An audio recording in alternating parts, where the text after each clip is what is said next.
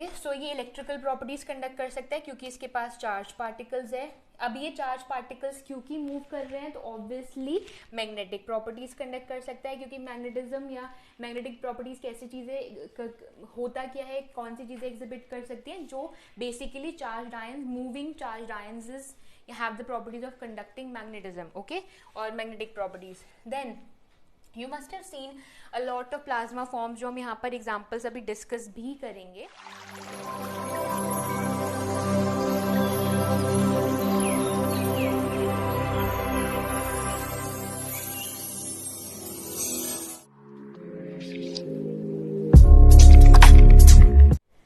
Hello and welcome everyone to SSEXL Science.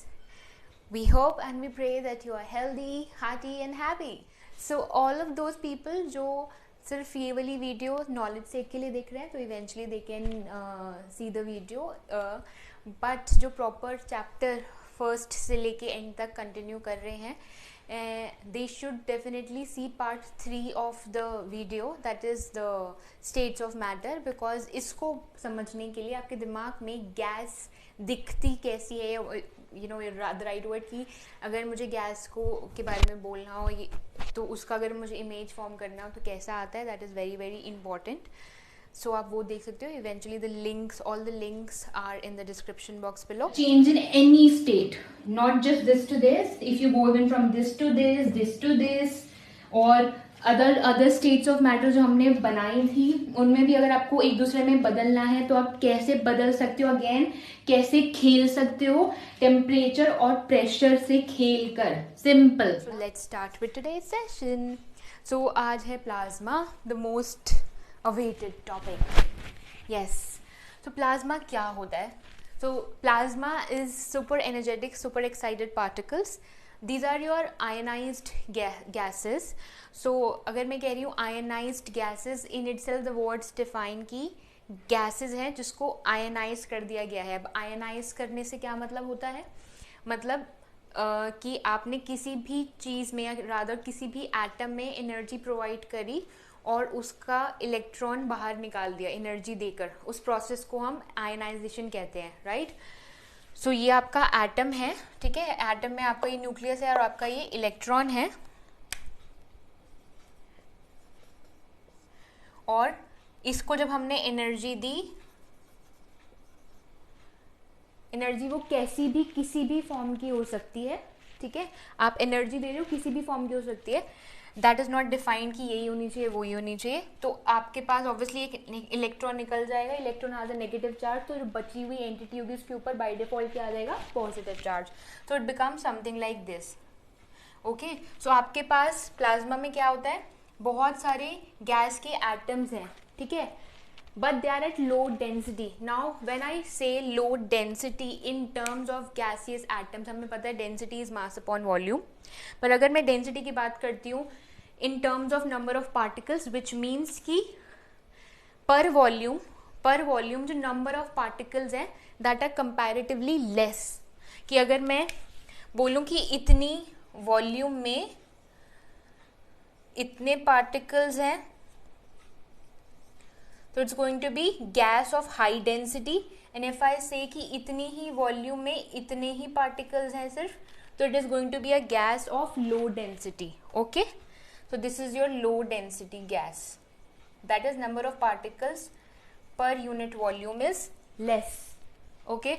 सो आपकी gas जो है वो ऐसी है कुछ, then that is they have a lot of particles have a lot of internuclear spaces between them, and obviously the force of attraction between the two particles is very very less compared to the liquids and solids, और ये बात हम पहले states of matter में पढ़ के समझ चुके हैं और इसकी फिगर अच्छे तरीके से अपने दिमाग में बना चुके हैं, ओके।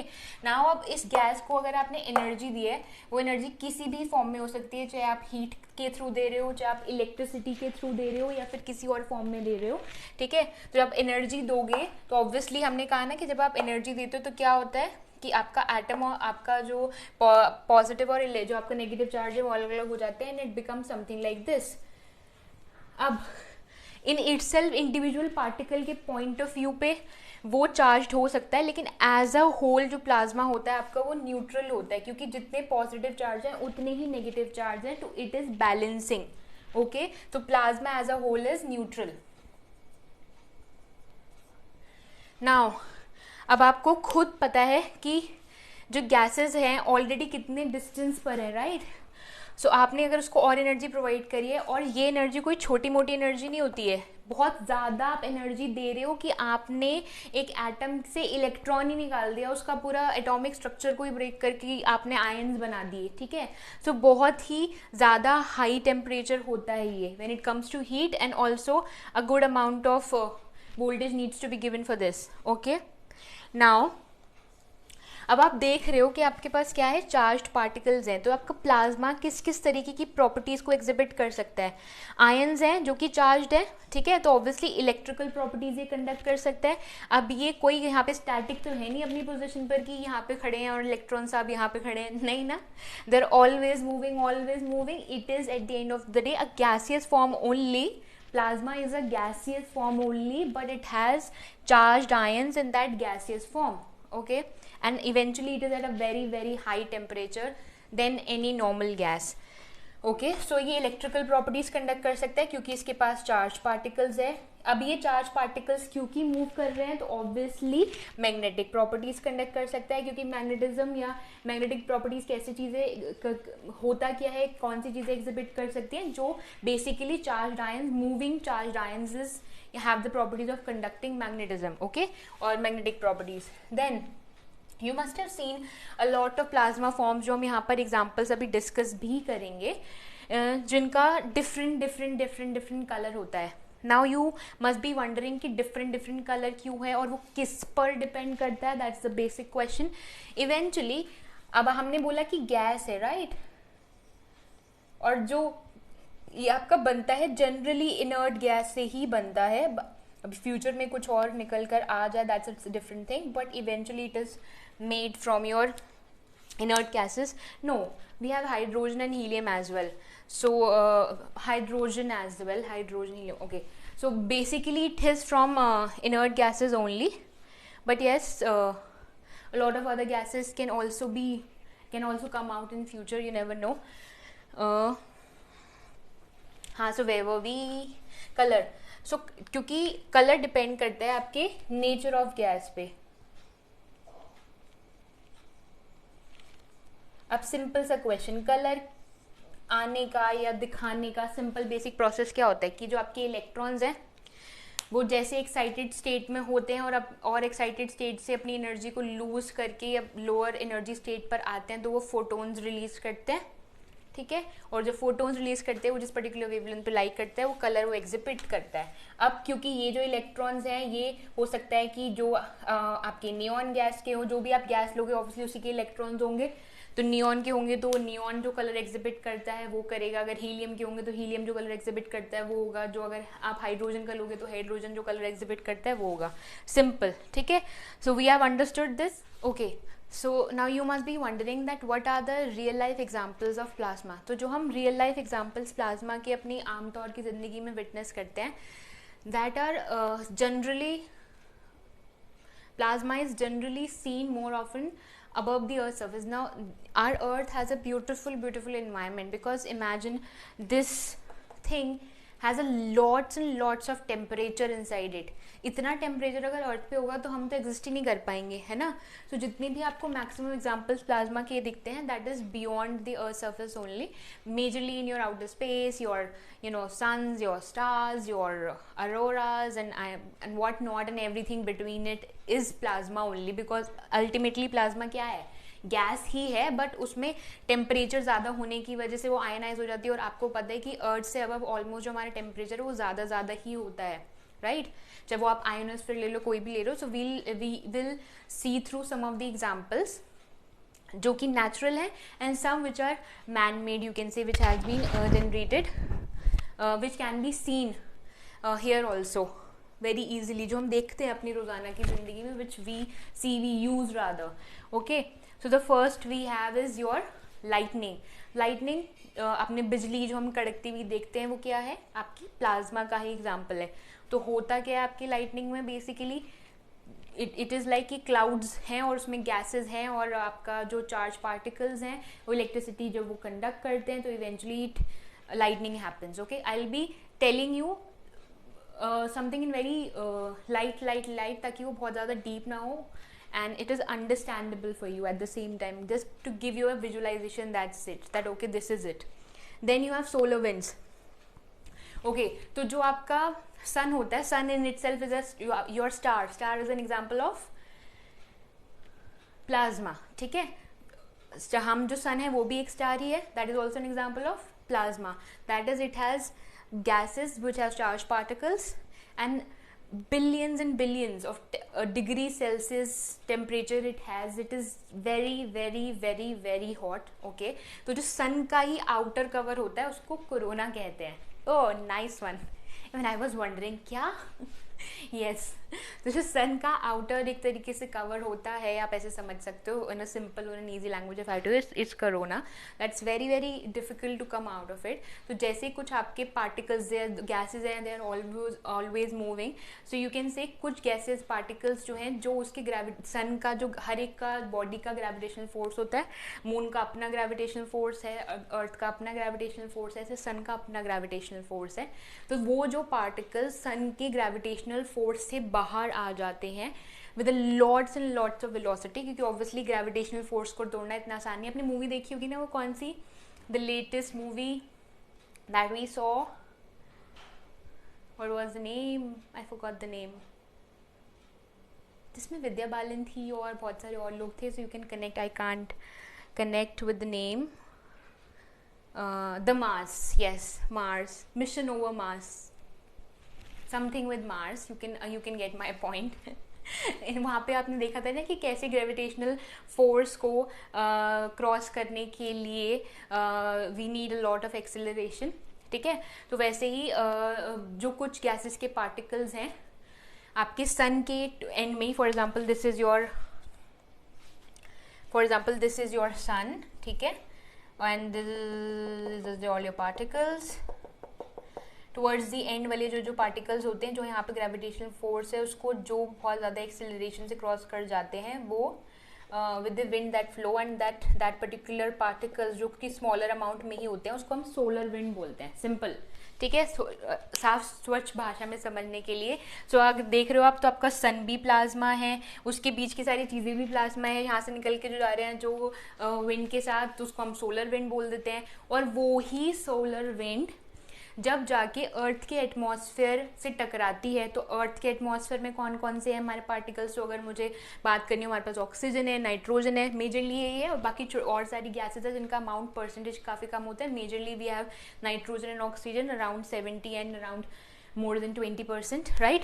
सो जब वो उनसे टकराते हैं तो इवेंचुअली कोलिजन होगा गैसेस के पार्टिकल्स के बीच में. तो there is your high energy particles, your solar wind coming in, और वो आपके एटम से टकरा रहे हैं, तो होगा कि कोलिजन होगा. और कोलिजन में जो एनर्जी रिलीज होती है, again that gives you know that gives spark that emits light, photons, and we see that as auroras. Okay, जिसको हम नॉर्दर्न लाइट्स कहते हैं, जिसको हम सर्दर्न लाइट्स कहते हैं.